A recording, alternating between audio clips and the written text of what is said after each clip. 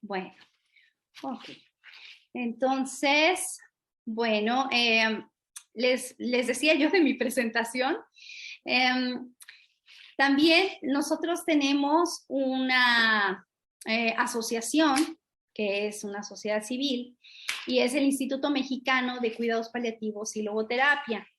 Estamos también a cargo de la coordinación académica de la Asociación Panamericana de Cuidados Paliativos, sede Querétaro, y pues bueno, estamos trabajando también en la parte académica, en la enseñanza, en la capacitación profesional de personas interesadas en los cuidados paliativos de diferentes disciplinas, y al mismo tiempo también damos atención clínica a pacientes y a sus familias.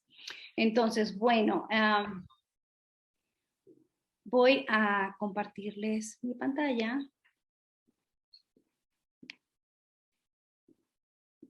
A ver, compartir.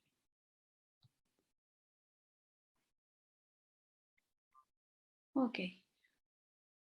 Bueno, entonces vamos a empezar.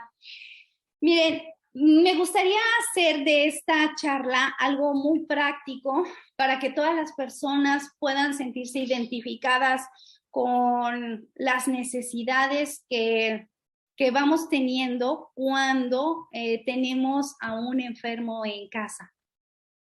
Y estas necesidades pues son observadas a través de diferentes perspectivas, tanto de las personas que cuidan a los enfermos, que generalmente son familiares, como desde la perspectiva del mismo enfermo. Son perspectivas tan diferentes. Al mismo tiempo, el médico que atiende, los otros integrantes o profesionales de la salud que están apoyando, todos tenemos diferentes perspectivas de una misma situación.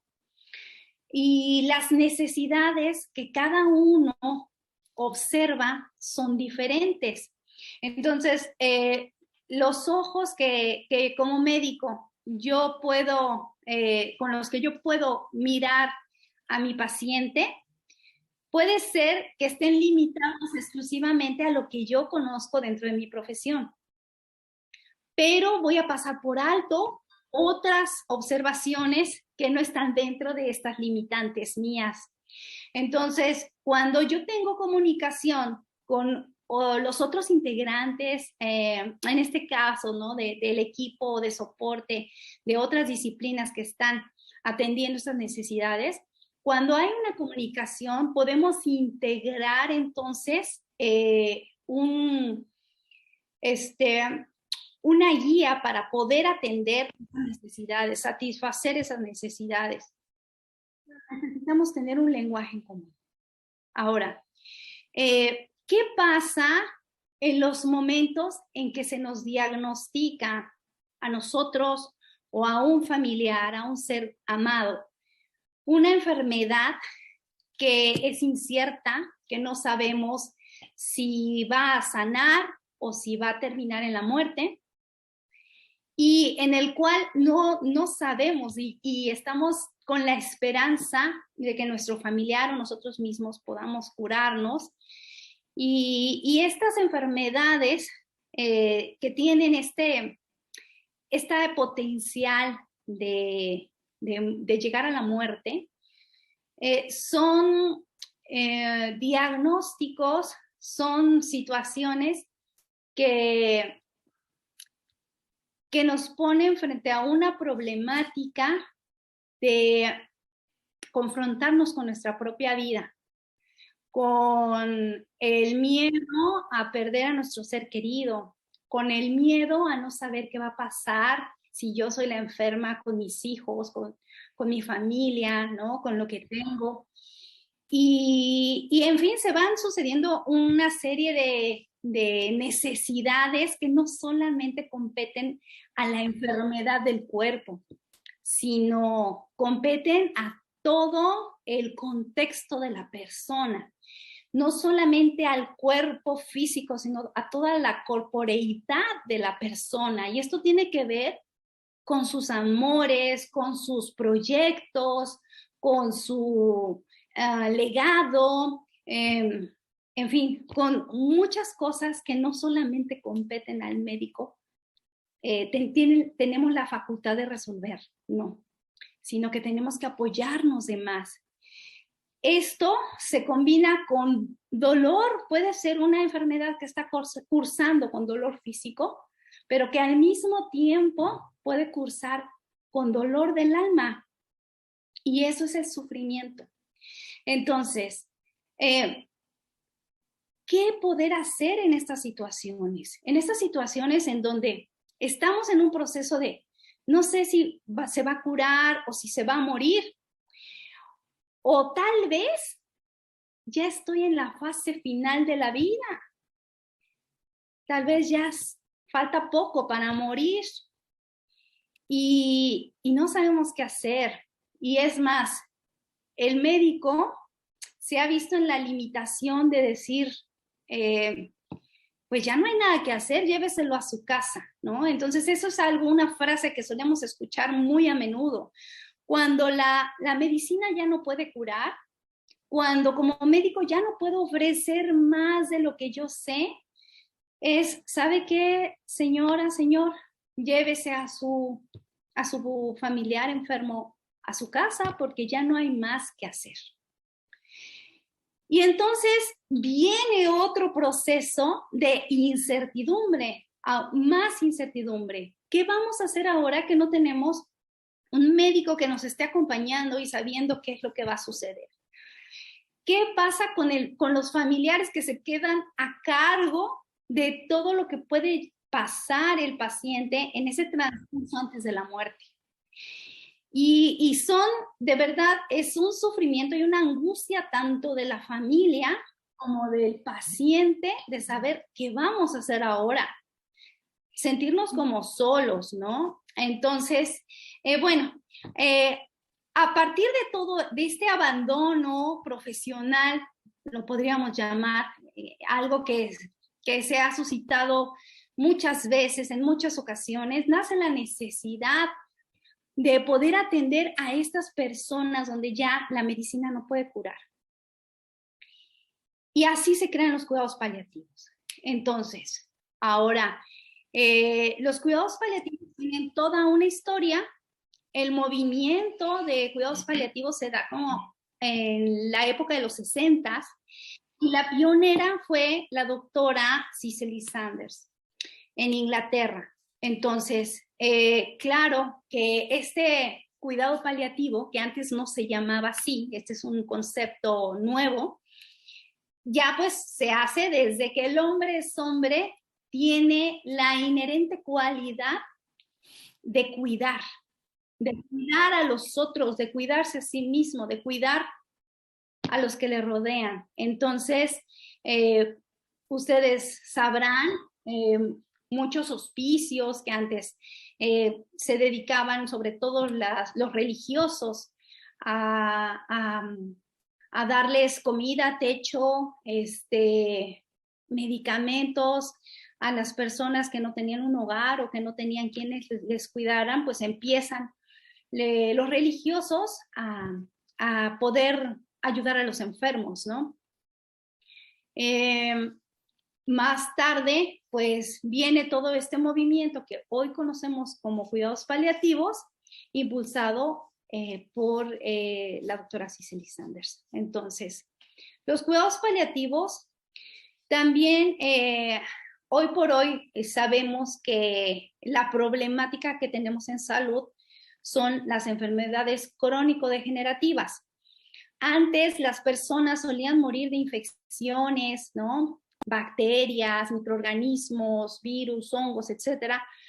Y no había suficiente medicamentos o antibióticos, por ejemplo, para poder sanar estas infecciones que eran contagiosas y la gente solía morir a muy temprana edad. Con el advenimiento de los antibióticos, de nuevas generaciones de antibióticos, entonces nuestra salud empieza a ser, bueno, más bien empezamos a ser más longevos. Hay más, menos, se curan más las enfermedades infectocontagiosas y entonces el tiempo, la edad empieza a ir hacia arriba la aparición de enfermedades crónico-degenerativas. Las enfermedades crónico-degenerativas son aquellas que se hacen crónicas porque hasta el momento no tenemos una cura para resolverlas. Entonces, se pueden controlar muy bien algunas enfermedades. No todas se pueden controlar, como la diabetes, la hipertensión, ¿no? Pero son enfermedades crónicas que hoy por hoy, pues no se curan, se controlan. Y dentro de estas mismas enfermedades crónicas hay aquellas que son degenerativas, que empiezan a mermar la calidad de vida de los pacientes, que empieza a deteriorarse el funcionamiento del organismo. Y entonces así es como empezamos nosotros a tener una vida más longeva y con más enfermedades crónico-degenerativas, que hoy por hoy es la principal causa de muerte, ¿no? Este tipo de enfermedades. Claro que viene a interrumpir el COVID, ¿no? Entonces, sin embargo, pues siguen las enfermedades crónico-degenerativas siendo las primeras causas de muerte. Entonces, bueno, ¿qué hacen los cuidados paliativos? ¿A quién brindar cuidados paliativos? Pues todas las enfermedades que les acabo de mencionar que no tienen cura, a partir de allí podemos dar atención paliativa.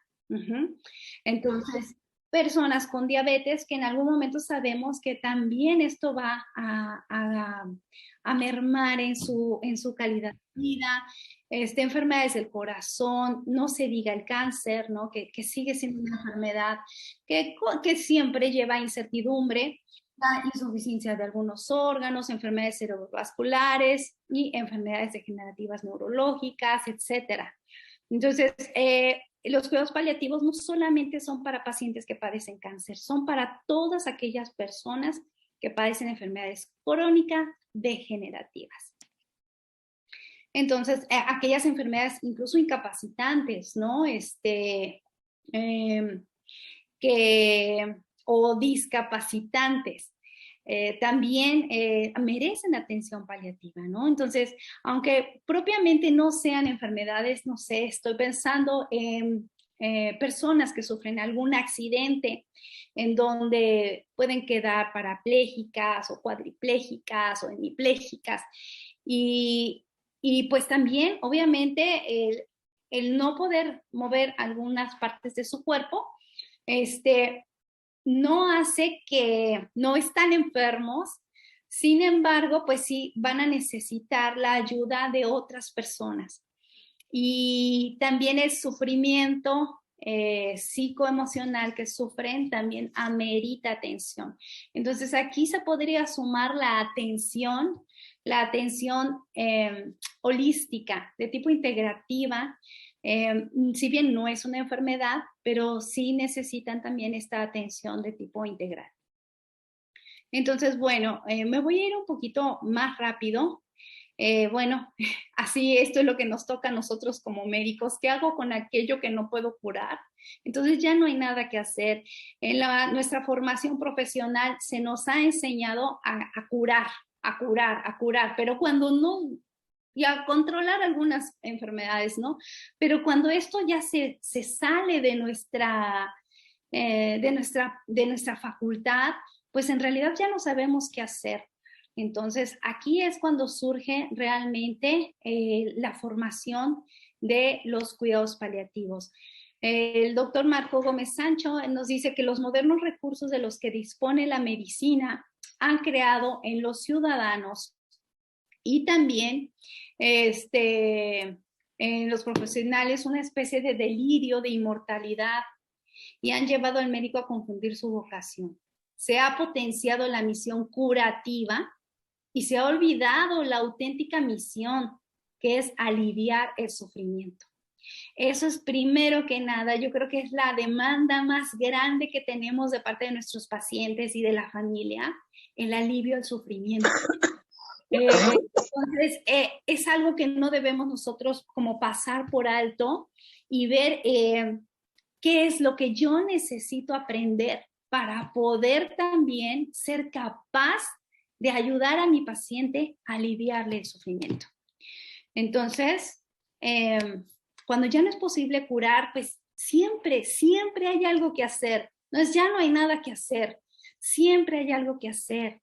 Y si inherentemente tenemos esa cualidad de saber cuidar, pues bien vale la pena aprender también cómo cuidar, con la finalidad de aliviar el sufrimiento. Y no solamente me estoy refiriendo o limitando a aliviar el dolor físico, sino también aliviar el sufrimiento. Y eso me lleva no solo al cuerpo, sino a la corporeidad de la persona, ¿sí? Todo lo que integran, todas las dimensiones que integran a un ser humano. Y no es solamente su persona, sino también la relación con los otros.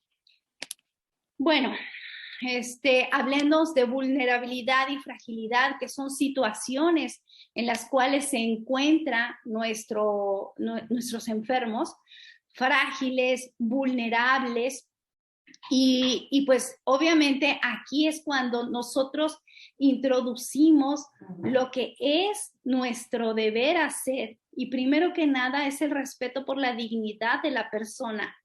Una persona que está en situación de vulnerabilidad y fragilidad necesita no solamente que le quites el dolor o que le atiendas los síntomas físicos, claro, eso es prioritario, pero al mismo tiempo y en paralelo también debemos de atender todo las dimensiones psicológica, emocional y espiritual que tenemos, ¿no? Entonces, hablar de ser humano, ¿qué es el ser humano? ¿Qué es la vida? ¿Qué es la muerte? ¿Qué es el sufrimiento? ¿Qué es la existencia? Que son temas filosóficos totalmente, conceptos filosóficos a los cuales estamos llamados a aprender, a atender. Una vez tenido todo esto, podemos nosotros entrar más en esta totalidad del enfermo y conocemos diferentes niveles de atención médica: la medicina preventiva, el diagnóstico precoz, la medicina curativa y la medicina paliativa. Aquí lo resaltamos en rojo para que veamos que siempre hay algo que hacer, que las familias que tienen un paciente, un enfermo en casa, en donde ya les han dicho que ya no hay nada que hacer, que ustedes sepan que siempre hay algo que hacer, y por eso es que contamos con los cuidados paliativos. Y no solo quiero reducirlo a medicina paliativa, son cuidados paliativos, porque necesitamos atender todas estas situaciones para poder aliviar el sufrimiento en todo su contexto. Para eso, obviamente, vamos a necesitar del apoyo de otras disciplinas. Entonces, los cuidados paliativos es realmente formar un equipo de diferentes disciplinas que estemos hablando el mismo lenguaje que tiene que ver con esta humanización de la salud. Entonces, bueno, estos son las fases y seguimiento de la enfermedad paliativa, que los cuidados paliativos o la atención paliativa empieza desde el momento mismo del diagnóstico de una enfermedad incurable. De allí el acompañamiento, ¿sí?, integral de la familia, tanto de la familia como del paciente. Es un binomio que siempre tenemos que atender. La fase terminal, la fase de agonía, la muerte y el duelo. Todas estas fases son las que nosotros tenemos que ir acompañando a nuestro paciente y a su familia. Este es un modelo que nos dice todo esto que abarca el cuidado paliativo, y que empieza, bueno, nosotros sabemos de la medicina preventiva, que es el cuidado preventivo, empieza desde el diagnóstico de una enfermedad incurable, y así es como empezamos a dar la atención paliativa. Empezamos desde poco hasta que esto va aumentando conforme la expectativa o la esperanza de vida que tiene nuestro paciente. De un año a 6 meses es cuando la demanda de atención del paciente, de sus síntomas, no solamente físicos, sino también psicológicos, emocionales, espirituales y sociales, merecen mayor atención. Entonces, estas necesidades empiezan a ser más, la atención paliativa se convierte en cuidado paliativo. Entonces, aquí es donde necesitamos tener todo un equipo multidisciplinario, interdisciplinario y transdisciplinario, así en esa secuencia, ¿sí? Disciplinas diversas, hablando el mismo lenguaje, con la finalidad de aliviar todo ese sufrimiento. Y después viene la muerte y seguimos atendiendo a la familia con nuestros tanatólogos, el psicólogo tanatólogo, precisamente atendiendo esa parte de duelo. Bueno, entonces, el concepto de cuidados paliativos, la norma oficial mexicana nos dice que es aquel cuidado,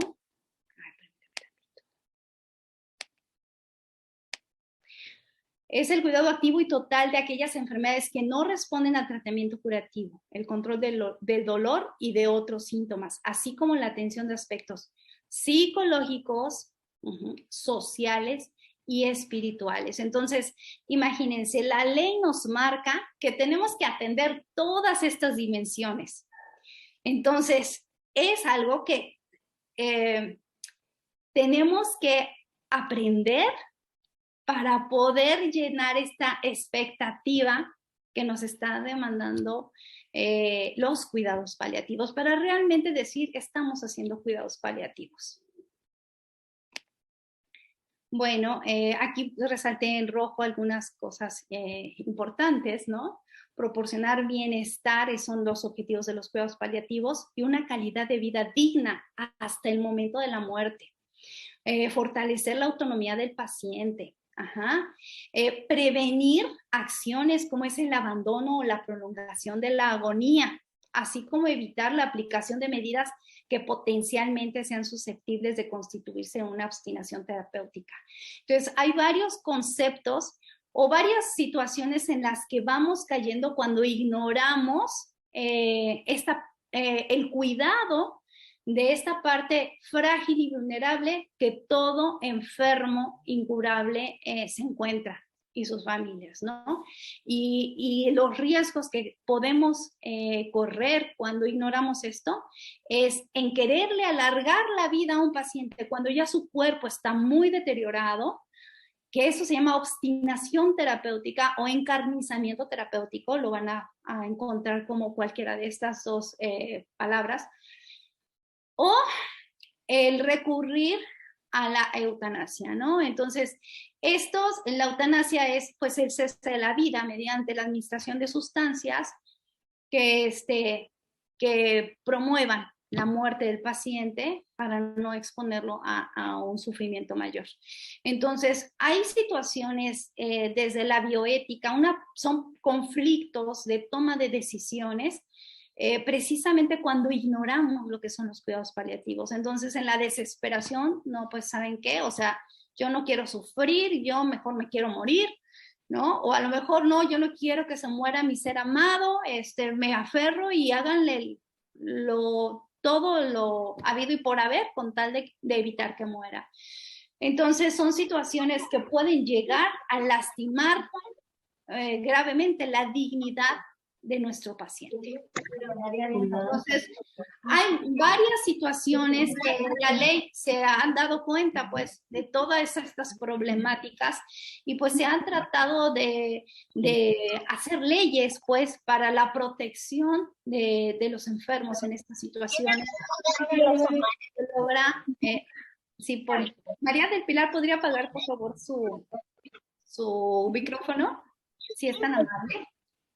María del Pilar. Gracias. Entonces, bueno, la ley de salud, nuestra norma oficial mexicana, le digo, los cuidados paliativos surgen desde los años 60 y poco a poco han ido madurando, han ido creciendo, se han ido puliendo. Y en nuestras leyes, aquí en México, desde el 2009 ya se ha promovido legalmente debe haber unidades de cuidados paliativos. Claro, esto desde el 2009, estamos en el 2022 y por eso la necesidad de que la sociedad se entere que siempre hay algo que hacer, que la sociedad sepa que existen los cuidados paliativos y que no están solos cuando parece que ya no hay nada que hacer, que tenemos derecho a ser cuidados, que tenemos derecho a recibir medicamentos que nos quiten el dolor y que tenemos derecho de vivir una vida digna hasta el final de nuestros días. Entonces, bueno, aquí vienen los modelos de los cuidados paliativos y los objetivos principales de los cuidados paliativos es aliviar el dolor y el sufrimiento, brindar calidad de vida, dignificar la vida, permitir que la muerte ocurra en su momento cierto, sin alterar el curso natural de la enfermedad, o sea, sin aplicar eutanasia y sin la obstinación terapéutica. Respetar el momento debido en cuanto llegue la muerte, cumpliendo con estos objetivos. Me voy a detener ya para finalizar esta pequeña introducción en lo que la doctora Cicely Sanders llamó dolor total. Y llamó dolor total en la atención para poder aliviar el sufrimiento. Tenemos que atender este dolor total. Y este dolor total no solamente se limita al aspecto físico, sino también al aspecto espiritual, al aspecto emocional, al económico y al aspecto social. Entonces, cuando nosotros atendemos cada una de estas dimensiones, podemos ayudar a aliviar el sufrimiento, porque muchas veces no es el cuerpo solo lo que nos está doliendo. Y ustedes verán cómo de repente dicen, no, pues estaba quejando mi papá de dolor muchísimo, pero de repente llegó el cura o llegó un amigo que es su gran amigo, alguien, y empezaron a platicar y no se quejó en todo el momento que estaba la visita. Entonces ya no sabemos si creerle o no creerle, si le duele o no le duele. Y así como este ejemplo, ustedes seguramente ya han experimentado algo de este tipo y decimos, no sabemos si de verdad le duele o no le duele, o cuando está muy solo se está queje y queje, pero cuando está perenganito como que no se queja tanto, porque el dolor físico no solamente se atiende con medicamentos, esta generalmente puede llevar un dolor del alma. Y entonces cuando se atiende ese dolor del alma, el dolor físico mejora, se alivia sin tanto medicamento. Entonces tenemos que tener como muchos ojos que quizás no bastan con los ojos del médico. Me ayudan los ojos del cuidador primario, que generalmente es un familiar. Me ayudan los ojos de la enfermera, que muchas veces ve cosas que yo no puedo ver. Me ayudan los ojos del fisioterapeuta, del nutriólogo, del abogado, ¿no? Del cura o del guía espiritual de la persona, ¿no?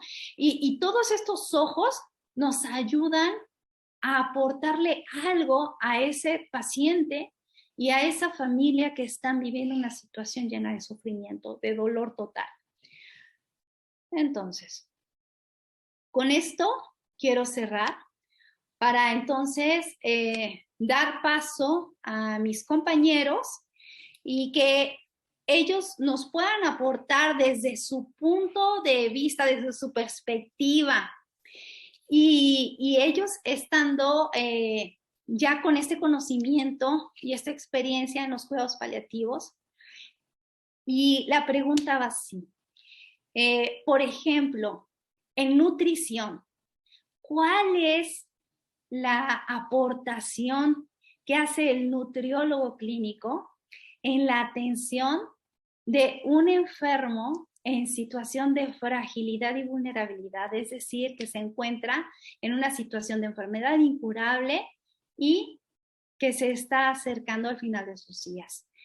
El maestro Ocampo es nuestro nutriólogo. Si quisiera poder darnos un panorama general de cuál es la importancia de la nutrición en los cuidados paliativos. Hola, ¿qué tal? Buenas noches. Bueno, pues la verdad es que van muy de la mano de lo que ya nos estaba usted platicando hace un momento. En vista de justamente el cambio en todas las enfermedades que hoy tenemos que verdaderamente quejan y causan muerte más frecuentemente hoy, y vemos justamente que se extiende o crece la esperanza de vida, el enfoque cambia un poquito más, ¿no? Y buscamos más el favorecer o poner como un principal objetivo la calidad de vida del paciente. En ocasiones, creo que para cualquier personal de la salud, o para cualquier persona que se dedique a tratar con pacientes, nos centramos mucho en la parte curativa y en pacientes en los que ya no existe quizá la forma de curar la enfermedad como tal, tenemos que favorecer también el bienestar en otros sentidos.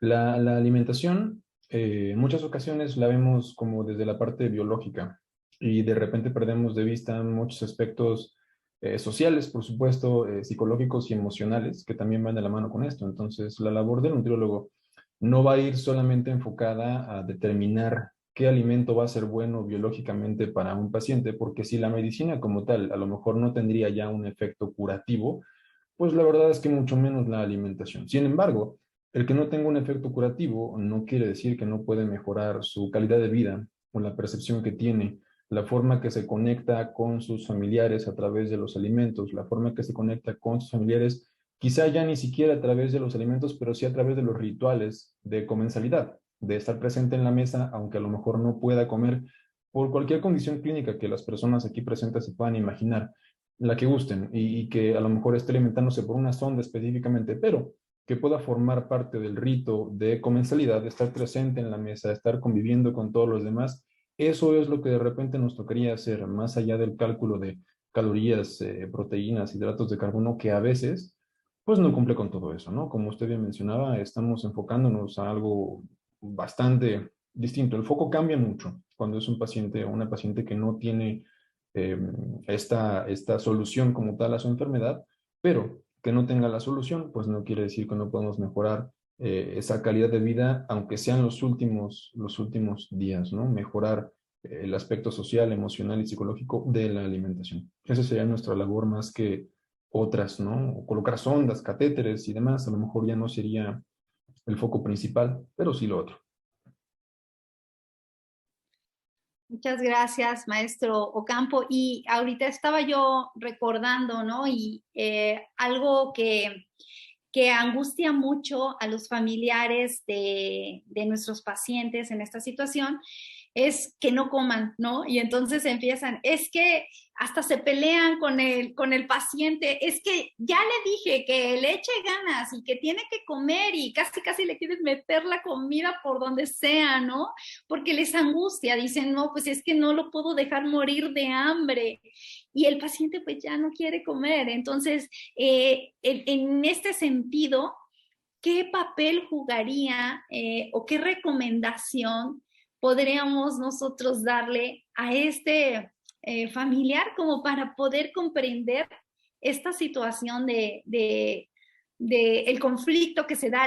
No quiero dejarlo morir de hambre, ¿no? Por ejemplo.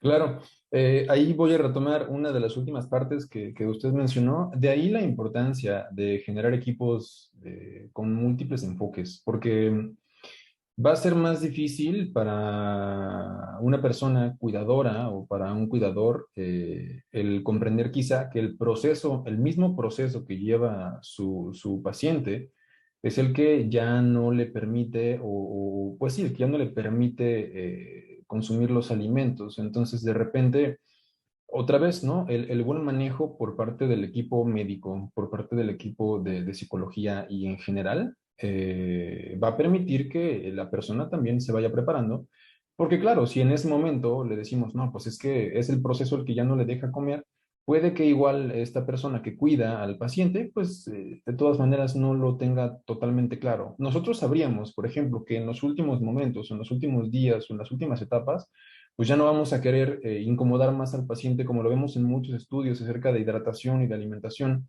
con las evacuaciones, con todo ese tipo de cuestiones se vuelve un trabajo, entre comillas, extra para el paciente. Nosotros tendríamos que entonces estar muy conscientes y pues muy en contacto con todo el equipo para determinar cuál va a ser la mejor postura en cuanto a el bienestar y la comodidad de la persona que estemos cuidando en general. Entonces, creo que el mejor consejo que le podríamos dar o la mejor forma de abordar para esta persona que está viendo, porque eso también tenemos que entenderlo como profesionales, está viendo a una persona cercana que está dejando de lado una de las actividades que nosotros tomamos, uno, que la damos por sentada y dos, que perpetúa la vida. Más allá de cualquier otra cosa, la alimentación siempre ha sido o siempre será de las principales preocupaciones, ¿no? Como lo dicen, ¿no? Un enfermo que coma, pues a lo mejor no está tan enfermo y cuando deja de comer se vuelve preocupante. Entonces, en ese caso, la persona tendríamos que trabajarla bastante bien para que sepa identificar, como en algunos momentos lo hemos platicado, ¿no? El enfermo no se muere porque no coma, sino que al revés, ¿no? Puede que ya no esté comiendo tanto porque realmente pues está en esa última etapa y está muriendo, ¿no? Entonces, tenemos que trabajar bastante para cambiar la perspectiva un poco y no caer pues hasta cierto punto el encarnizamiento, no tanto nosotros, pero sí el familiar tiene que saber identificar qué es lo mejor para el paciente, creo yo. Por ahí vi un mensaje, perdón, no sé si me escucho bien, me escucho muy bajito o... ¿Sí me escucho bien? Eso veo. Ah, ok. Sí se Muchas escucha. gracias. Ok, muchísimas gracias, maestro Campo. Y como retomando lo último que acaba de decir, es importante que el familiar sepa identificar todas estas situaciones. Entonces, la necesidad de aprender, no solamente el profesional de la salud, de que las familias aprendan a cuidar, porque en algún momento nadie nos garantiza que no vamos a tener en casa un enfermo, que puede ser nuestro hijo, nuestro esposo, nuestra esposa, nuestro padre, nuestra madre. En algún momento puede ser que yo me convierta en cuidador y el aprender esto que estamos ahorita tocando es importante. No está limitado este aprendizaje al profesional de la salud. Tenemos que hacer una cultura de cuidados. Gracias, maestro Campo. Y ahora, otro ejemplo que es muy común y que amerita que aprendemos, que todos podamos aprender de estas situaciones, es, por ejemplo, yo me voy a poner en una situación como médico y como médico parece que sabemos todo, pero la verdad es que no sabemos casi nada. Nada más estamos enfocados en dar tratamientos farmacológicos, atender síntomas físicos y tan, ¿no? Entonces, cuando yo como médico no sé, por ejemplo, cómo trasladar o cómo mover a un paciente que está postrado en una cama, de verdad, créanme que una vez me pasó estando acompañando a un enfermo que tenía seccionada la médula, no podía mover las piernas, estaba totalmente sus piernas inmóviles, estaban muy edematizadas y teníamos que estar moviendo al paciente, ¿no? Entonces, bueno, yo no, sino la familia. No contábamos con un fisioterapeuta allí, entonces, bueno, pues, ¿saben qué? Hay que estar cambiando al paciente de lugar, de posición, para que no se llague, para evitar las llagas. Entonces, vamos a moverlo. ¿Qué le parece que lo pasemos al reposet? Sí, a ver, vamos a acomodar la cama, porque hasta eso, ¿no? Aprender a tender una cama. Como médico no te lo enseñan en la escuela, se los enseñan a nuestras enfermeros.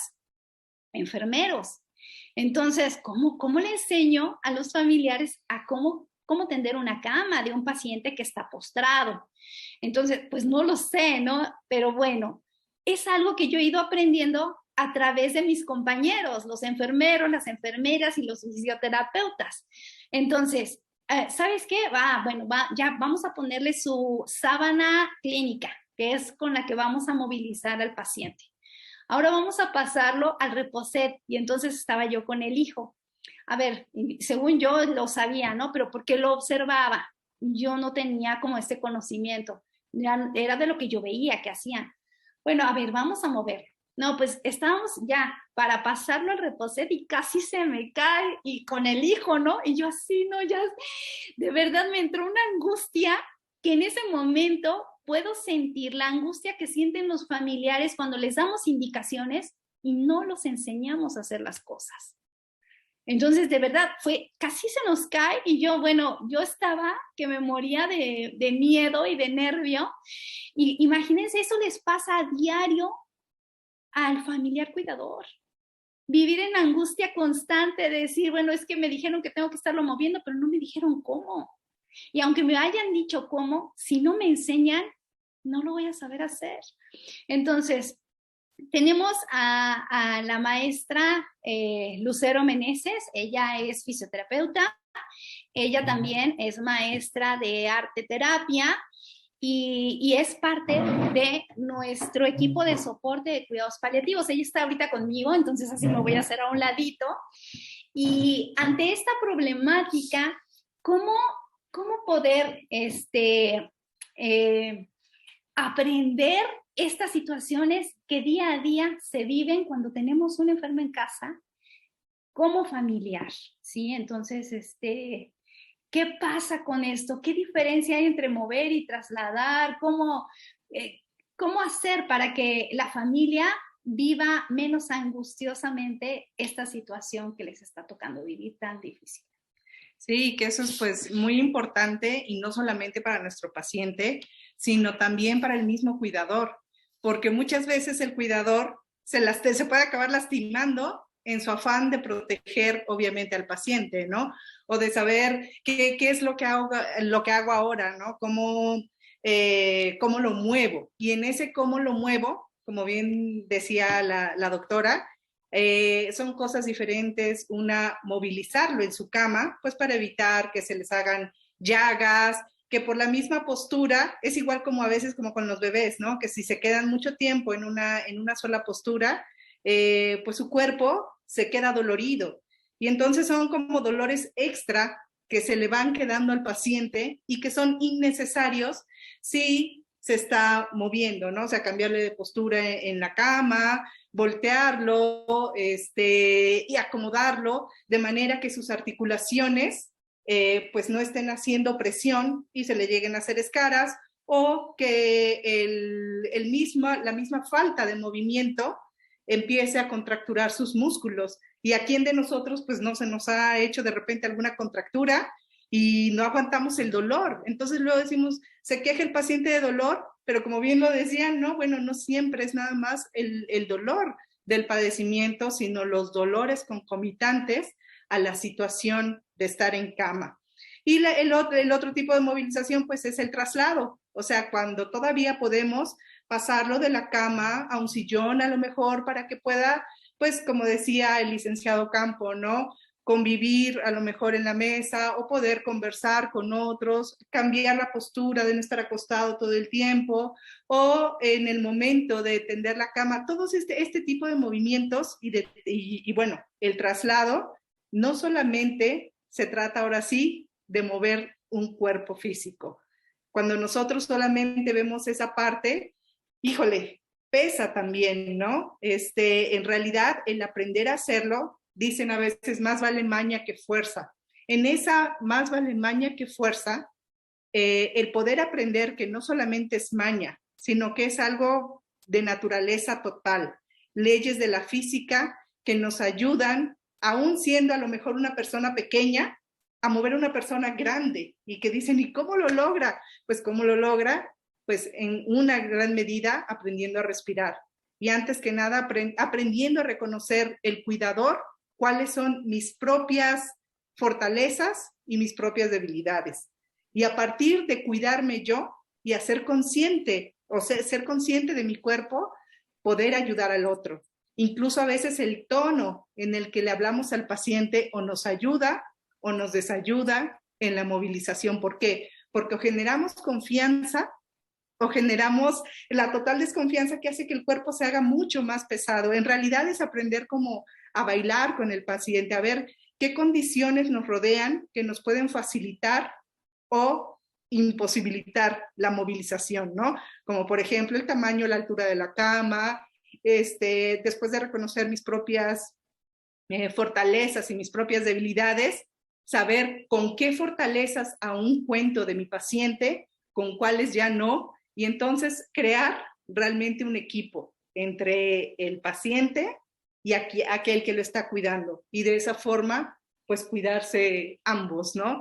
Y en realidad es algo muy bonito ver esa relación de confianza que se empieza a establecer, de conocerse el uno al otro y empezar a bailar en la medida de lo posible, ¿no? Todo lo que se pueda y pues movilizar incluso a revivir aquello que el paciente a lo mejor le gustaba salir a correr o era una persona que corría en las mañanas y en este momento ya no puede, ¿no?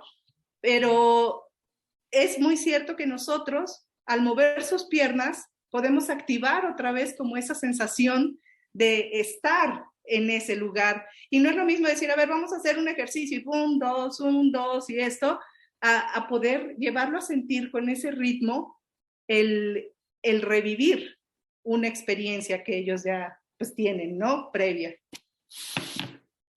Sí, y también hablando de las terapias no farmacológicas, una de ellas es la fisioterapia, pero también estas terapias complementarias, ¿no? Como la aromaterapia, el masaje, el reiki, ¿no? Todas estas terapias, cuando y cómo podérselas proporcionar a nuestro paciente. Todas están indicadas para todos los pacientes o tienen sus indicaciones específicas y hay que saberlas aplicar. ¿Cuál es la finalidad de estas terapias en el cuidado paliativo? Pues, híjole, son muchas, entre ellas, bueno, cuando uno empieza a conectar con el paciente, conocer más de su vida, conocer más de su historia, conocer incluso del padecimiento. Bien sabemos todos que si nos dicen ahorita, ay, hay que chupar un limón, es un ejemplo clásico y conocido, ¿no? Como las glándulas salivales empiezan a secretar, o decir, imaginarnos el olor ahorita vainilla o algo de rosas, y todos estos aromas nos producen simplemente por el hecho de utilizar el olfato, activan el recuerdo. Los recuerdos, la memoria. Hay que tener muy presente el observar a nuestro paciente, porque a lo mejor yo escucho que, ay, le voy a poner rosas porque es un olor encantador, ¿no? Me encanta y se lo voy a poner. Y a lo mejor mi paciente ya no puede hablar, pero a lo mejor el olor a rosas le evoca algo desagradable. Y entonces pues no va a ser tan placentero para mi paciente si yo no observo cuál es la reacción ante ese aroma, ¿no? En lo particular, a lo mejor la lavanda, no sé, todos tenemos aromas agradables y desagradables fuera del beneficio que aporta también la esencia como tal, ¿sí? No es lo mismo solamente percibir el aroma que a lo mejor utilizar esa esencia en un masaje, que no es igual que si se transmite a través de un baño, que si se transmite algunas como tomadas, ya sea porque sea un aceite esencial, o las tisanas y los tés, tienen efectos diferentes. ¿A qué nos ayudan? A disminuir tal vez la cantidad de medicamentos que una persona pueda tomar.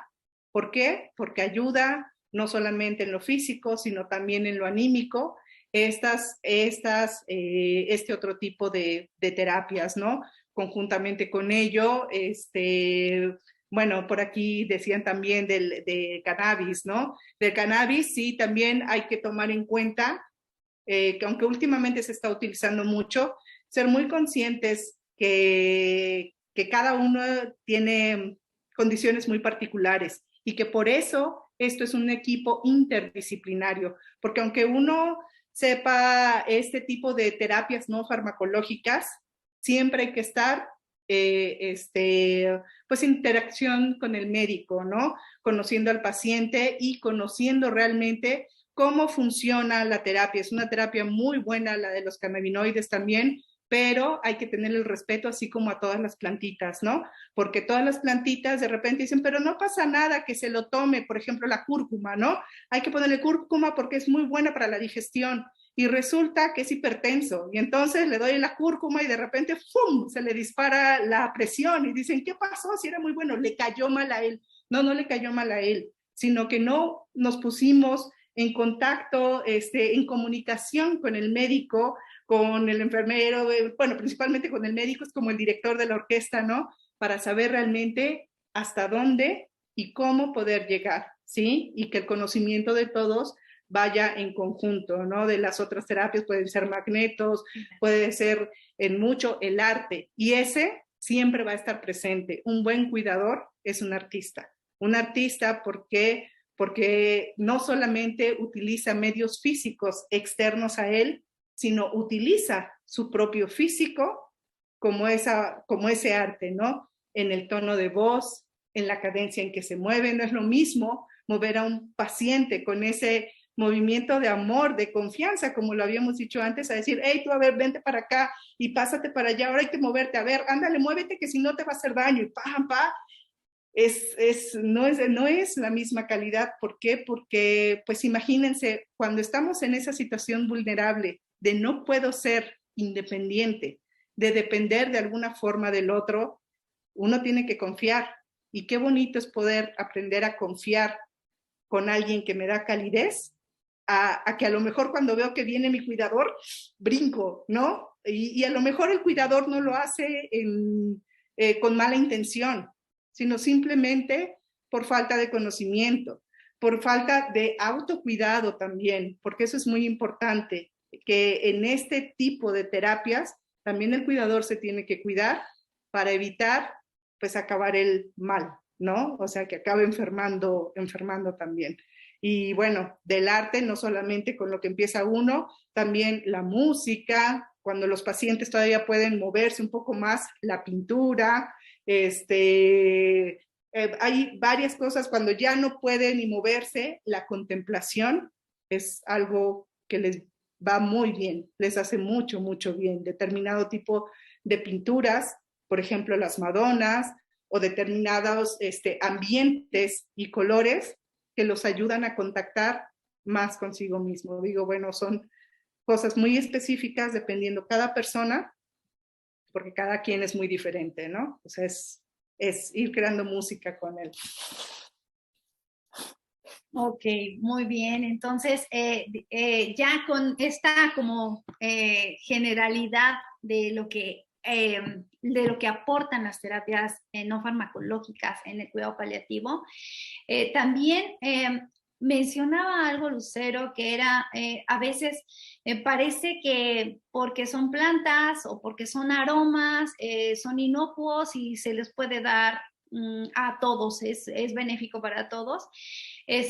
A veces pasamos por alto también el preguntarle al paciente, ¿no? ¿Qué quiere? ¿Qué le gusta? ¿Qué no le gusta? Si lo apetece, si no lo apetece, ¿no? Y a veces lo pasamos por alto y, no, me dijeron que esto era bueno para esto y se lo pongo y se lo quito, ¿o no? Entonces, allí, y para eso está aquí el doctor Oscar Trejo, que es nuestro abogado, que cuando pasan situaciones, digamos, como estas que son muy comunes, con estos pequeños detalles que pueden resultar, ¿no?, en un malestar para el paciente.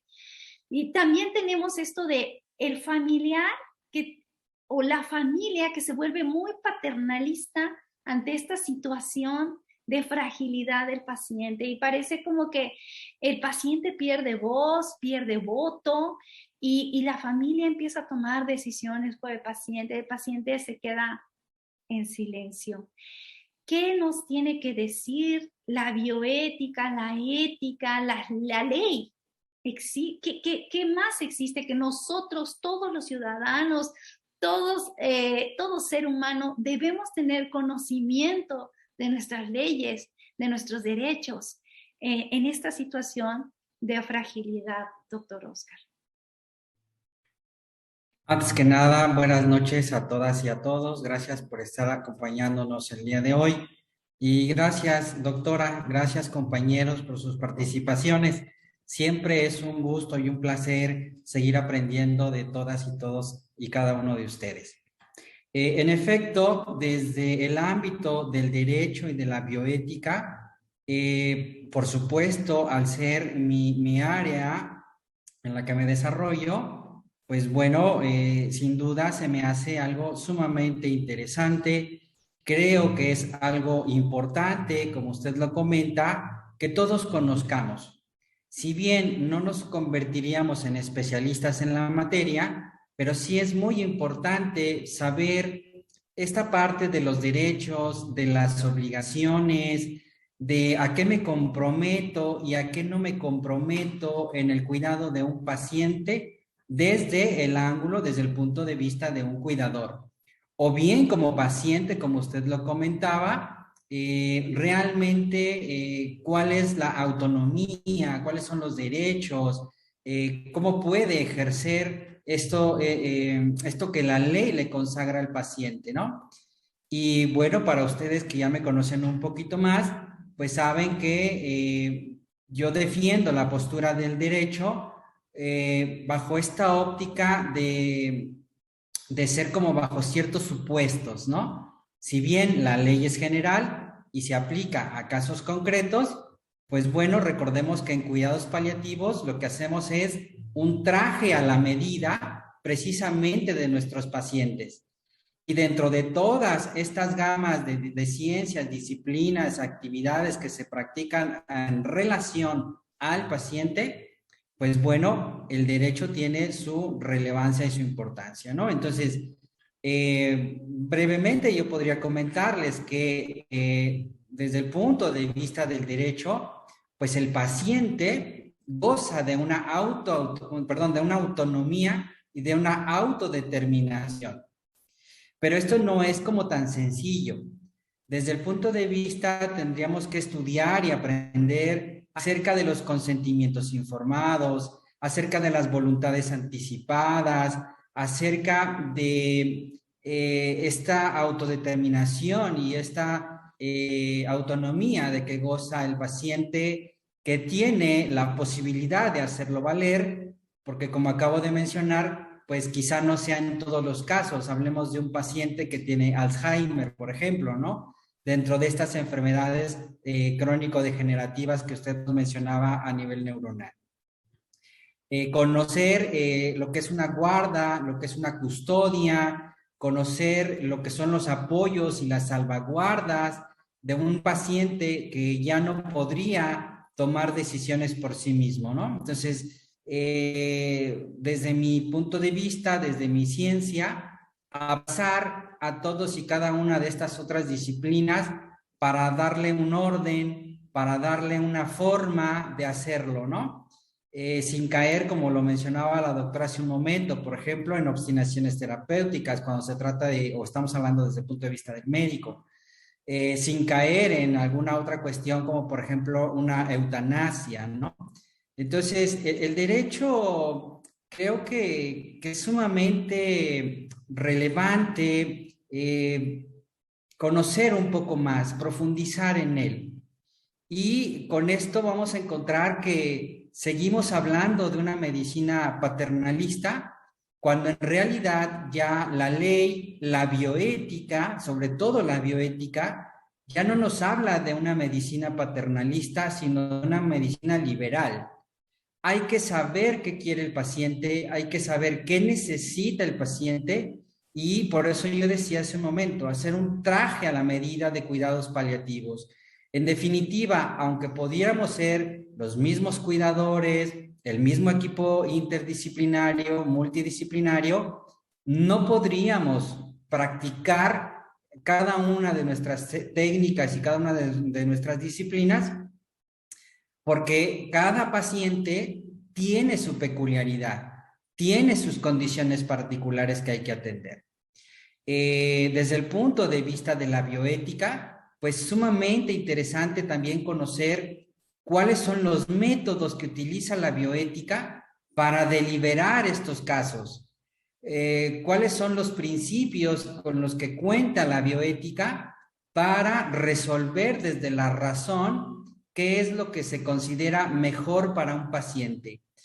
Lo que yo les puedo aportar es, incluso a nivel individual, a nivel personal, que a mí poco a poco y gracias a la invitación de la doctora Xochitl, pues me ha interesado profundizar y conocer un poco más acerca de la medicina, acerca de los tratamientos, acerca de las múltiples áreas que intervienen en cuidados paliativos. Y desde luego que el panorama del derecho, pues cada vez se amplía más, ¿no? Entonces, pues reitero esta parte de conocer lo que es un consentimiento informado, las directrices anticipadas, desde el punto de vista de la bioética, ¿no? Y sin duda, en todas las etapas que nos mencionaba la doctora, como por ejemplo, desde la medicina preventiva, desde la medicina curativa, etcétera, cómo el derecho va interviniendo en varios aspectos, ¿no? Entonces, yo creo que el derecho principalmente interviene en un área muy importante, que no solo es la salud, sino en el ámbito social del paciente, ¿no? En muchas ocasiones, en reuniones en cuidados paliativos, hemos hablado, por ejemplo, de esta parte de los testamentos, por ejemplo, ¿no?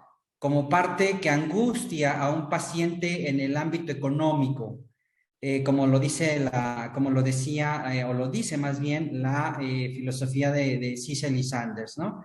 Este aspecto económico que se relaciona con que un paciente tarde o temprano va a trascender, y en el ámbito social, pues no cuenta con los medios para hacer un testamento, para incluso los servicios funerarios, ¿no? Entonces, ¿cómo interviene el derecho ya en la práctica, ya en el ejercicio de cuidados paliativos, en estos aspectos que pueden ser todavía difíciles de tocar con una familia, difíciles de tocar con un paciente, y como llegar y decirle, no, o sea, tienes que hacer un testamento porque tarde o temprano vas a partir. Y bueno, el derecho se tiene que encargar de eso.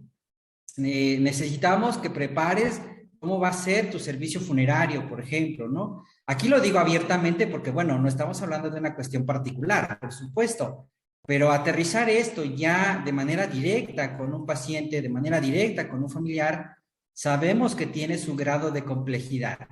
Pero reitero, bueno, pues en todas estas etapas, el derecho tendrá que intervenir de alguna manera. Yo como abogado les puedo decir que en mi opinión profesional, las familias, por ejemplo, terminan por tener rompimientos de lazos de familiaridad, de amistad, de solidaridad, de ayuda mutua, cuando se tocan temas como, por ejemplo, la herencia, ¿no? Y eso yo lo veo todos los días en el ejercicio de mi profesión. Por un lado, para mí, pues es sumamente triste que las familias se desintegren por las famosas herencias, ¿no? O muchas veces se piensa primero en la herencia y después se piensa en el paciente, ¿no? Mucho más triste todavía ni siquiera el paciente ha partido y bueno, ya estaban pensando cómo repartir el pastel, ¿no? Entonces, sin duda, bueno, desde otro ángulo, el derecho, alejado de esta parte de las emociones, pero que finalmente tiene que ver en cierto sentido con ellas, ¿no? Y bueno, tiene que tener el derecho, la cabeza fría, para tratar de abordar estas temáticas y la forma de que interviene en el cuidado de un paciente, ¿no? Entonces, yo invitaría a todas las personas que nos acompañan esta tarde-noche a profundizar no solamente en las demás disciplinas, en las demás áreas, sino también a tener en cuenta el derecho, a tener esta parte de que muchas veces se deja al final cuando ya tenemos el problema, pero el derecho también puede servir para prevenir, por ejemplo, ¿no? O sea, yo como paciente, ¿qué quiero? Quiero una reanimación, ya no quiero reanimación, quiero estar sujeto a un respirador artificial o ya no quiero estar sujeto a un respirador artificial. Saber qué estados lo permiten, porque no todos los estados de la República lo permiten, saber cuáles son las condiciones que se tendrían que cubrir como por ejemplo, repito, el consentimiento informado, que sin duda es un proceso de comunicación, al menos cuando me toca participar en los módulos y tocamos este tema, pues es conocer el consentimiento informado como proceso de comunicación, pero también conocer el consentimiento informado como un instrumento jurídico, un instrumento que busca dar una certeza jurídica para los médicos, para los pacientes y los familiares de los pacientes, ¿no?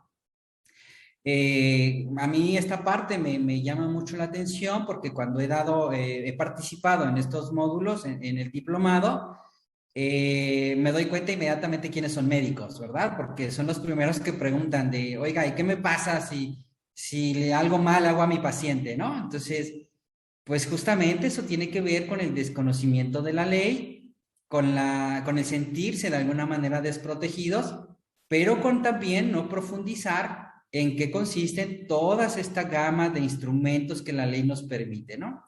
Entonces, pues invitar a todos los participantes, a todas las participantes, a que se unan a nosotros, a conocer un poquito más. Sin duda, hay mucha gente que requiere de cuidadores profesionales, que tengamos un poquito de conocimiento de todo para que podamos brindar una mejor atención. Sería lo que yo podría o intentaría aportar y reflexionar en el tema, doctora. No, le agradezco muchísimo su participación, doctor. Siempre aprendemos algo nuevo cada día. Y al final lo que acaba de decir, ¿no? Realmente todos tenemos esta necesidad de conocer cosas que ignoramos y de aprender, porque al final, créanme que más que el tener una profesión afín a la salud, en este caso al derecho, que es parte de las humanidades, todos somos cuidadores. Entonces, formándonos, ir aprendiendo cómo es el cuidado de un ser humano a otro ser humano, ¿no? Entonces, antes de ponernos como el título de la profesión, es poner al principio que debemos aprender a cuidar, que todos somos aquí cuidadores. Entonces, y como lo dijo el doctor, ¿no? Saber un poquito de cada cosa, ¿no? Esa es la finalidad y los objetivos de este tipo de enseñanzas, ¿no? De formar una cultura de cuidado paliativo. Muy bien, y ahorita que estaba hablando el doctor, y estaba yo ya como para ir cerrando esta parte y darle entrada a todos ustedes que seguramente tendrán mucho que aportarnos en este momento. Se me viene a la mente, ¿no? Una experiencia, y seguramente algunos de ustedes lo han tenido, estos problemas, ¿no? De, chin, ya se está muriendo el paciente. Nuestro objetivo es aliviar el sufrimiento. Y el paciente está a pocos meses de morir. Digo, esto lo sé porque después se murió, ¿no? Afuera de 10 hijos, 6 peleándose, escuchando el paciente que estaban peleando por la casa, ¿no? Y esto y aquello, y que si yo he dado tanto, y que si yo he dado... Y el paciente ahí escuchando, a mí me tocó, porque estaba yo justamente asistiendo a mi paciente, nos echamos todo el chisme. Y bueno, nos echamos, yo digamos ahí soy la menos afectada, entre comillas, pero el estar escuchando que mi paciente estaba escuchando cómo se peleaban sus hijos afuera, y eso también nosotros tenemos que atender. Tenemos que saber cómo hablar con la familia si mi objetivo como médico no solamente es quitarle el dolor físico, sino evitar que haya factores que le estén dando mayor sufrimiento a su enfermedad, a su situación. Entonces, hasta eso, ¿no? El saber hablar con la familia. Para eso nos apoyamos de educadores en la familia. Tenemos con nosotros a una maestra en Ciencias de la Familia, en Educación en Ciencias de la Familia, con esta especialidad en paliativos, y en realidad es todo un arte también, el saberse comunicar con la familia y el poder saber cómo organizarnos en el cuidado de nuestro enfermo. También el el cuidador primario es sumamente así, objeto de cuidado, no objeto, sujeto de cuidado. El cuidador primario realmente es en quien se deposita toda la responsabilidad del cuidado.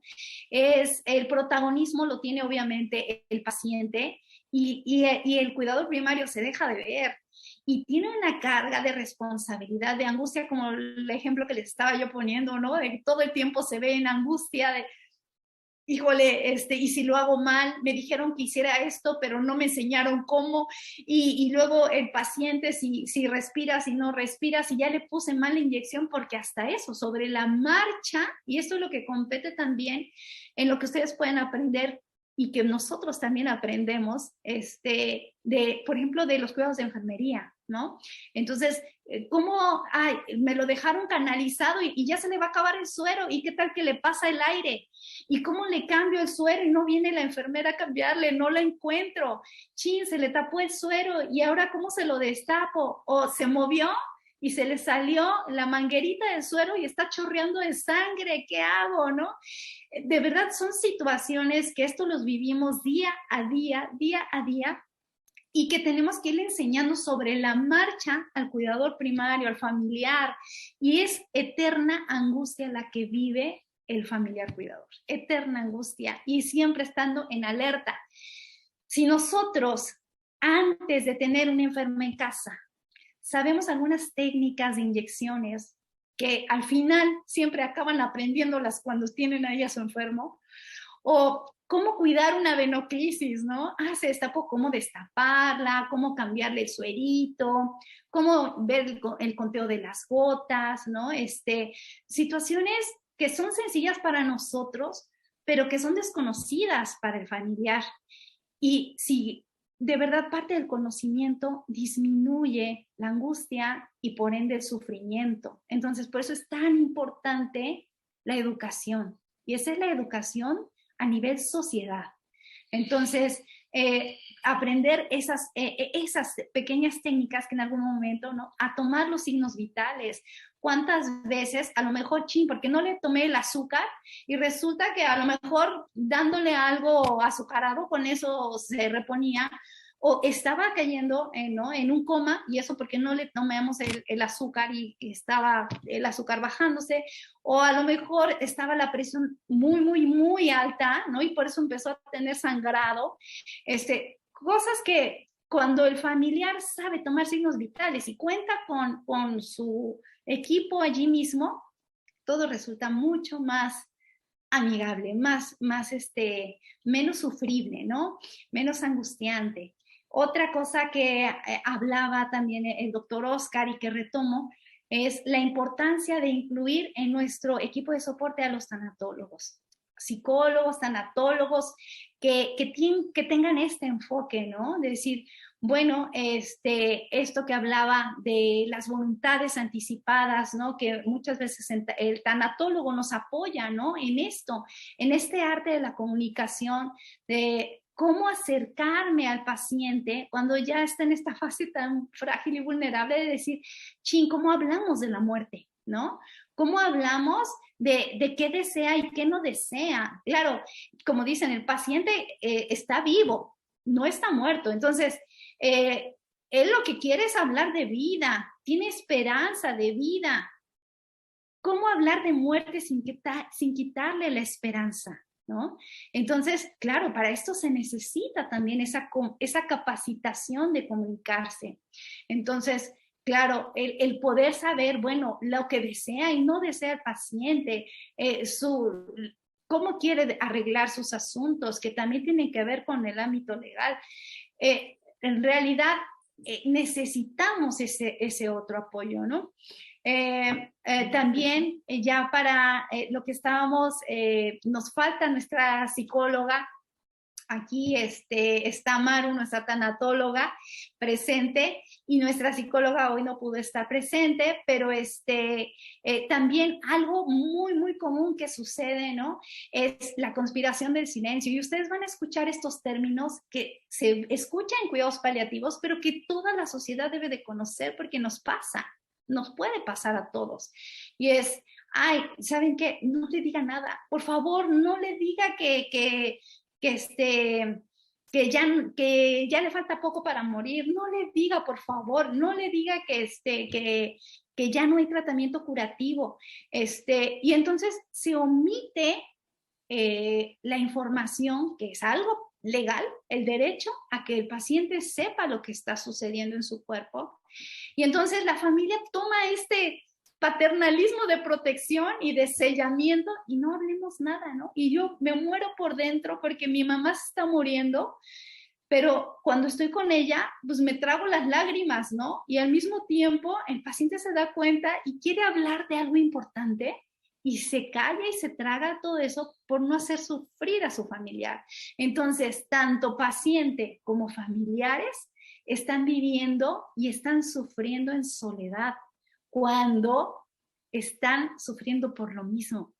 Cuando viene este encuentro de comunicación, de decir, lloro contigo y tú lloras conmigo, y yo estoy hablando del miedo que tengo a perderte, y yo te estoy hablando del miedo de irme y dejarte, cuando este encuentro se da, también el sufrimiento es mucho menor. Entonces, conspiración del silencio, ¿cómo llevarlo esto, no? El síndrome del hijo de Bilbao, ¿no? Que ya de repente el hijo que menos aporta, que menos está, de repente se aparece y empieza a decirle al cuidador primario, el que siempre está pegado, que todo lo que está haciendo lo está haciendo mal, o que tú debes hacer esto y tú debes hacer aquello, y quiere como dirigir la orquesta, ¿no? Entonces también son situaciones muy comunes que todo el mundo vive. Asimismo, el cuidador primario, cuando ya está quemado, que es el síndrome de burnout, es ya no puedo más, pero no puedo dejar esto, no puedo decir ya no puedo, porque me entra la culpa, porque es mi ser amado al que yo me siento totalmente responsable de cuidar y de no dejarlo solo. ¿Hasta cuándo decir hasta aquí puedo y hasta aquí ya no puedo? Entonces, nuestros psicólogos, nuestros tanatólogos nos ayudan mucho en este sentido, en esta parte. Entonces, con esto quiero finalizar con esta reflexión de necesidad de aprender más sobre los cuidados paliativos, de comprometernos como sociedad a saber cuidar, a sabernos cuidar y a enseñar a otros en el cuidado. Y bueno, hay muchas cosas que explorar, muchas aportaciones, mucho que aprender de otras disciplinas. Y bueno, pues me gustaría ahora dejar el tiempo para todos ustedes que ahorita están poniendo en el chat, que por favor pudieran aportarnos sus experiencias, sus dudas. Estamos abiertos a escucharlos, por favor.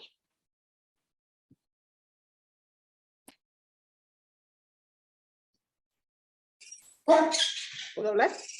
Sí, por favor. Sí. Hola. Gracias, buenas noches. Estoy agradecida por todo el tema, como nos los han desglosado de parte por parte. Yo en lo personal soy tanatóloga y logoterapeuta. También hoy día estoy trabajando la terapia floral, que son las flores de Bach. Entonces estoy muy emocionada con esto de los cuidados paliativos, que era algo que yo quería, porque yo lo veo muy necesario, pues. Entonces, pues primero Dios y mi tiempo y mi economía, pero voy a hacer lo posible por tomar el diplomado. Muchísimas gracias, doctora. Muchísimas gracias a las dos. Ay, qué bendición, Berta. Justamente nuestra plataforma filosófica es la logoterapia. Y bueno, pues sí, la verdad es muy necesario el poder hacer un gran equipo. Gracias. Por allí vi al doctor.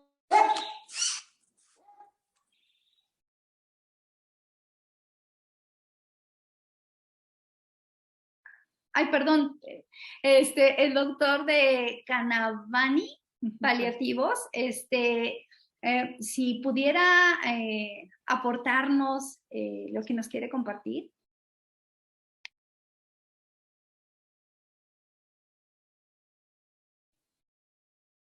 Bueno. Canavani Paliativos, nos mandó un mensajito en donde él nos pone, A ver, déjenme buscar. Habla sobre cannabinoterapia, que justamente, de verdad, me gustaría mucho escucharlo, doctor, si pudiera encender su cámara y su micrófono. Hoy por hoy se está explorando todas las beneficios que podemos obtener de esta planta que ha sido tan estigmatizada y de la cual por eso mismo desconocemos tanto. Conocemos en medicina paliativa lo que nos enseñan a manejar mucho son los opioides, pero los cannabinoides hoy por hoy tienen una gran relevancia y sí me gustaría escucharlo, doctor. Adelante.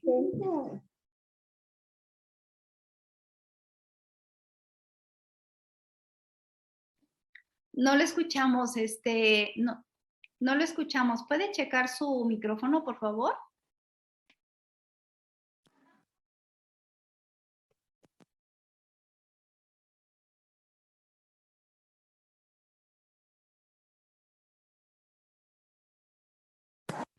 ¿Qué tal ahora? ¿Ya me escuchan? Hola, ¿qué tal? Buenas noches ya. Pues soy Ricardo Carbonell. Estoy aprendiendo mucho acerca de los cuidados paliativos, ya que me permiten usar ese gran beneficio que nuestros ancestros nos han dejado desde hace miles de tiempos, una medicina milenaria, ¿no? Porque ahora el mayor peligro de la salud es buscar la salud misma mediante diferentes enfoques, ¿no? Y los cuidados paliativos son la mejor opción para poder ocupar como tal el cannabis. Y muy bien, el cannabis tiene muchas propiedades beneficiosas, claro que sí, pero no es decir, yo con este alcoholito que le pusieron marihuana, mi abuelito le quitó el dolor.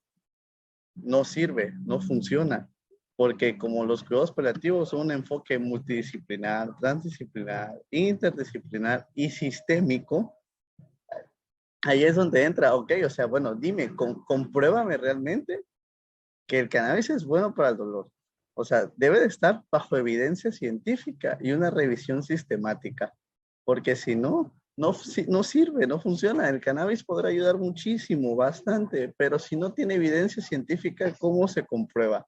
Es el primer paso, que tenga evidencia científica, porque si no, pues, no funciona. Es algo que se queda en el hocus pocus, dijeran por ahí. Y sí, el cannabis tiene muchos beneficios, ya que tenemos lo que es el sistema endocannabinoide. El sistema endocannabinoide, por este sistema se regulan muchas propiedades, ¿no? Y por eso es que es de muchos beneficios. Hay que explorarse mucho todavía, es mucha exploración, pero sin duda los cuidados paliativos son la mejor opción, es el mejor enfoque para poder utilizarlo, ¿no? Muchas gracias. Sí, muy amable, muchísimas gracias. Sí, y como bien dice, hay que saberlos aplicar así como sus indicaciones, contraindicaciones, porque hoy por hoy pues hay muchos preparados hechizos a través de esta planta y entonces de repente desvirtuamos las cualidades de la planta porque pues ya cualquiera hace estos preparados y a veces a unos pacientes les va bien y a otros les va muy mal, les cae muy mal y entonces empieza a desvirtuar realmente esas cualidades. Entonces todo tiene que tener, digamos, esa vigilancia de la persona que está capacitada y facultada para poder dar esa terapia, ¿no? En realidad, la finalidad primaria de este webinar es realmente que la gente conozca qué son los cuidados paliativos y es una misión del Instituto Mexicano de Cuidados Paliativos y Logoterapia, así como de la Asociación Panamericana de Cuidados Paliativos,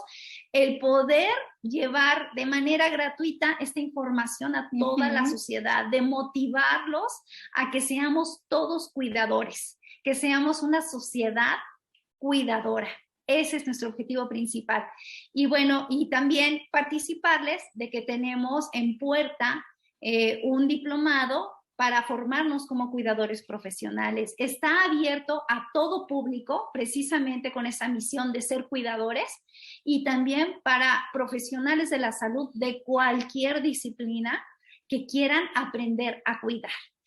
Con todos estos pequeños conocimientos que nos aportan las diferentes disciplinas que ahorita escucharon, aprender un poquito de todo para ser un buen cuidador y después un buen profesional en el caso de los que nos dedicamos a la salud.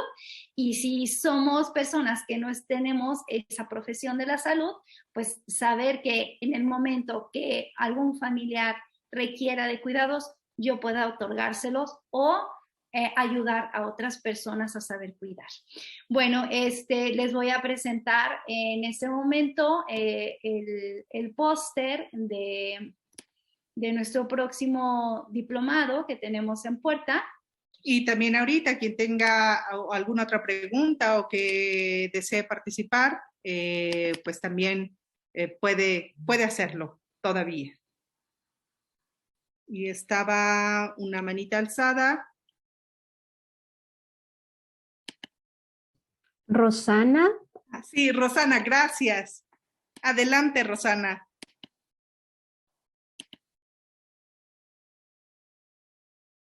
La escuchamos, Rosana.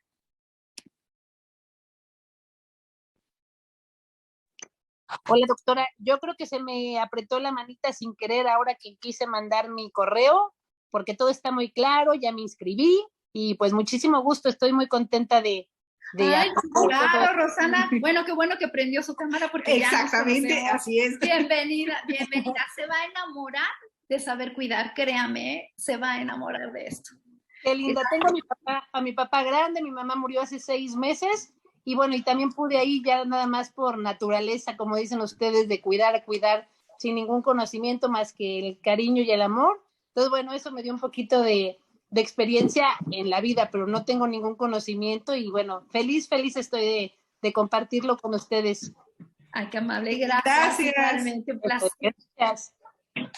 Bueno, si alguien más tiene algo que aportarnos, alguna duda o algo, es el momento antes de despedirnos.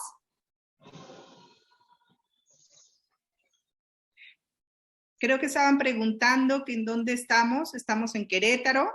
El diplomado es una modalidad híbrida, es online y presencial solamente para realizar ahora sí las prácticas, las cuales pues sí deben ser presenciales, y es el último fin de semana de cada mes, o sea, un fin de semana al mes. Para quien está quizá fuera de Querétaro, pues se presta realmente muy bien para poder asistir. Hemos tenido la fortuna de tener también acompañándonos algunas personas de otras partes de la República y bueno, es muy amigable esta forma porque ustedes pueden ir estudiando a su ritmo de forma online y con las prácticas ya presenciales el último fin de semana de cada mes. Y estamos en un lugar céntrico de la República. Sí, así es. Entonces, cualquier duda que tengan al respecto, será una grata sorpresa recibir más personas de otros estados de la República, como lo hicimos en un diplomado pasado, y en lo que podamos apoyarles en cuanto a buscar, no sé, un lugar donde quedarse y todo, de verdad cuenten abiertamente con nosotros. Maestra, doctora, pero por ejemplo, yo no podría, yo soy de Guadalajara, yo no podría ir cada mes para allá. Yo podría buscar aquí, por ejemplo, en tanatología estuve dando mi servicio o mis prácticas en los hospitales, porque ahí fue donde tomamos el diplomado. ¿Yo podría buscar por mi cuenta o no? Porque yo no podría ir hacer las prácticas hasta allá cada mes. Sí, no, definitivamente es difícil hacerlo así. De verdad que necesitaría pasar o rotar por todas estas áreas, que sería fisioterapia, psicología, y la verdad sería muy difícil que usted pudiera conseguirlo así, y sobre todo orientado, como esto ya están los temas selectos, ¿no? Los tópicos que va a haber ya los tenemos diseñados para que al final del curso, que dura 6 meses, puedan tener, digamos, de una manera general, pero completa, lo que ustedes necesitan conocer acerca del cuidado paliativo. Bueno, y no es todo el fin de semana, es el día sábado, todo el día sábado. Entonces, bueno, en esas ocasiones, y esperemos que así sea para usted, Berta, también, porque se van acomodando también de alguna forma las cosas, ¿no? Hemos tenido la fortuna de tener personas que de repente decían, ay, no se va a poder, pero es igual un sábado. Esperemos que todo se acomode también para usted, porque de verdad es algo que difícilmente podría darse en línea. O sea, tan solo el poder sentir el cuerpo, cosa es sí, por cubrirse. Entonces, bueno, a veces es solamente el sábado de 9 de la mañana a 6 de la tarde, más o menos 7 de la tarde. Entonces, está más o menos viable la posibilidad también de viajar por otro tiempo. Es el último sábado de cada mes. En total son 6 visitas nada más a sus prácticas en todos estos 6 meses.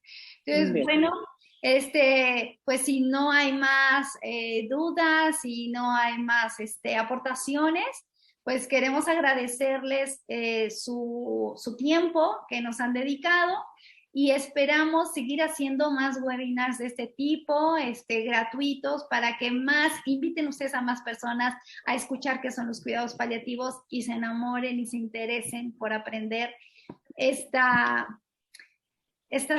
bendiciones con las que hemos sido bendecidos, que es el saber.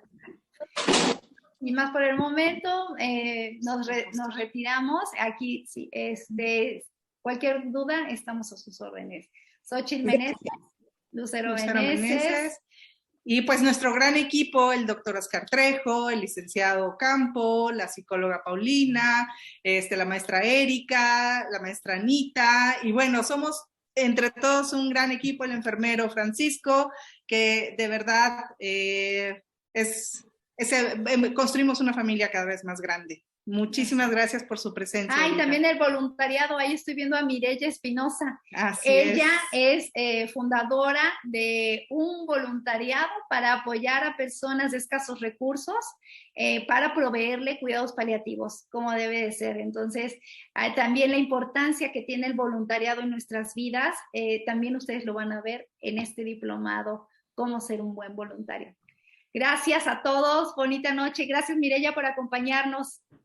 Solo un comentario, en el chat pueden ver el enlace de la página web donde pueden encontrar toda la información sobre el diplomado de cuidador paliativista. Entonces, si gustan, ahí pueden encontrar toda la información que requieran. Muchísimas gracias. Muchas gracias, Eli. Gracias por ayudarnos en este soporte. Gracias. Bonita noche a todos. Bye.